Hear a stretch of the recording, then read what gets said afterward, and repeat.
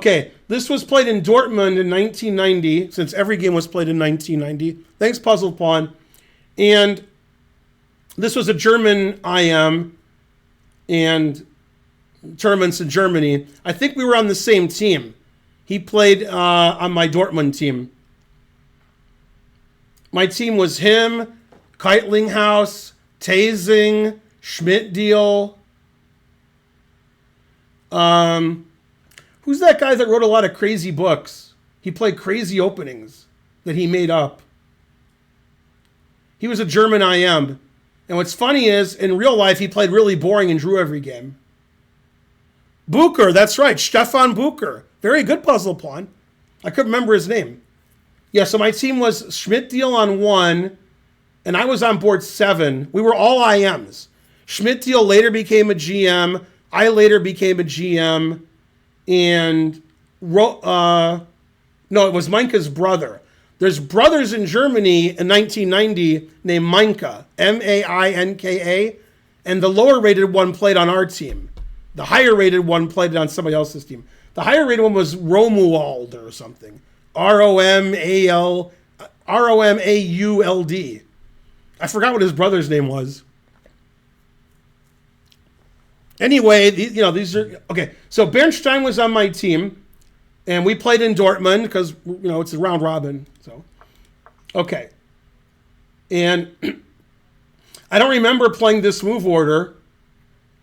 I didn't play this opening, but he played here, so we transposed into a Carol Khan. I always thought this was a Carol Khan. I never knew it was by transposition. Huh. Surprised I played that way.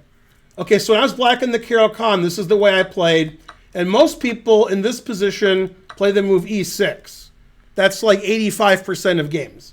But I always played knight B6, which doesn't have a good reputation. There's a famous Anand game where he crushes somebody in this line. I mean, this was in 1990. I'm sure there's many more games since. What am I, Yasser Seirawan over here?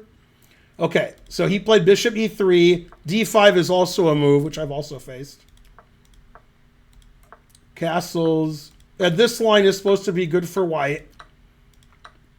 And this was like the end of my knowledge, was this position. This engine says it's equal. But in practice, I think it's hard to play black. I had black a lot, and I would win occasionally, but, it's because my opponents were low rated. This guy was the same rating as me. So, okay, he played king b1, obviously. I castled. Okay, f4 is the engine move. Knight b4, the engine says is fine.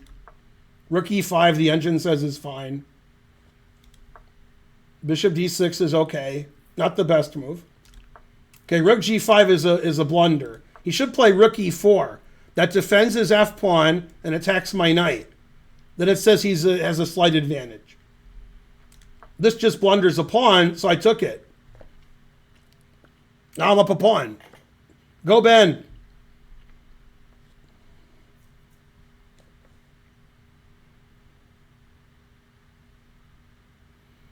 So I saw rook c5, queen d6. I don't even see it now. Huh? Oh, do I take and play rook c8? And then if rook c4, I have queen d1. I saw that? I don't see nothing now. Like right now, I'm looking at this. And then I go... Oh, I could play here. That's probably what I saw. I probably saw queen b6. I probably didn't see rook here, a queen here, queen takes, bishop takes, pawn takes, rook c8. Maybe I did. And then if he defends his queen, I made him here. Maybe I saw that. It's more likely I saw this. This is winning.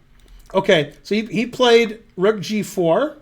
I took, he took, knight back to c6. I'm just a pawn up here for no compensation. So he can sack his rook and the other rook, but then he's down a rook. So play bishop g2, rook a c8, taking. That doesn't look good. Queen d7. Why did I play queen d7? Is it the best move? It's one of the best moves. It's like tied for first. E4. Rook C5 is the best move. Rook G5 is the best move. Queen D4 is the best. Rook D8 is the best. Queen D3. Rook D7 is the best move. This is an easily winning rook and pawn ending because I can create a pass pawn on the king side here, and his king is cut off. He doesn't really have any counterplay. Yeah, I just play H6. The engine wants me to play F6 because then I get 2 connected pass pawns, and his 1 isn't dangerous.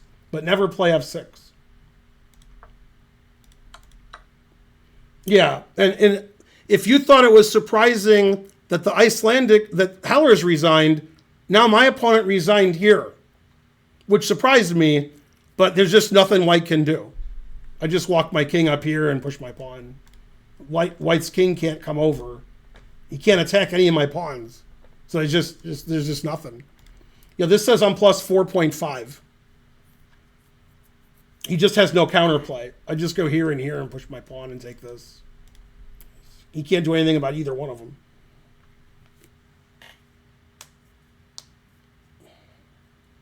Yeah, but in 1990, those weren't the best moves because engines weren't so good then. So I couldn't have been cheating unless I came from the future.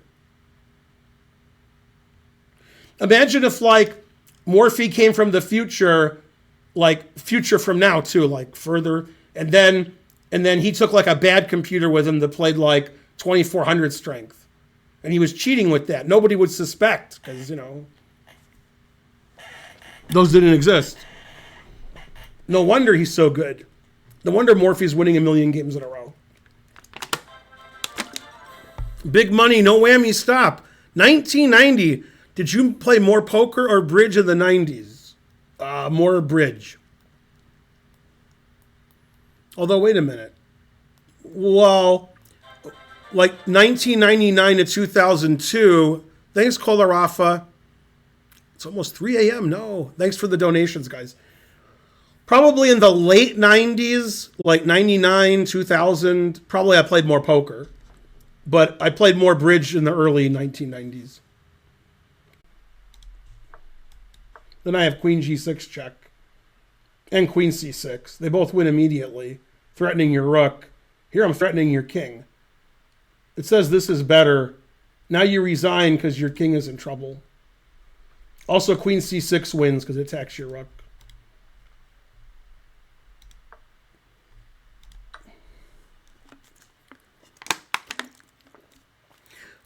Now, Teddy KGB's is based on the Mayfair Club, which I did not play in. I played in the Diamond Club. They were competing poker clubs, and for some reason, I just played at the Diamond Club. And who's my good friend? James Alltoucher. Thanks, Fen Finegold. 10,000 bits. That red thing moves around a lot. Yay, thanks for the support. That's a huge donation. James Alltoucher, who's been on my stream before, at least once, probably twice, he used to play at the Mayfair at the same time. So we never met there, which is funny. In 86, we both played in the U.S. Open, and he says we spoke there. And then in 1999, 2000, he used to go to the Mayfair all the time, and I would go to the Diamond Club all the time. So that was funny. And then Giuliani closed them both down. Truth hurts.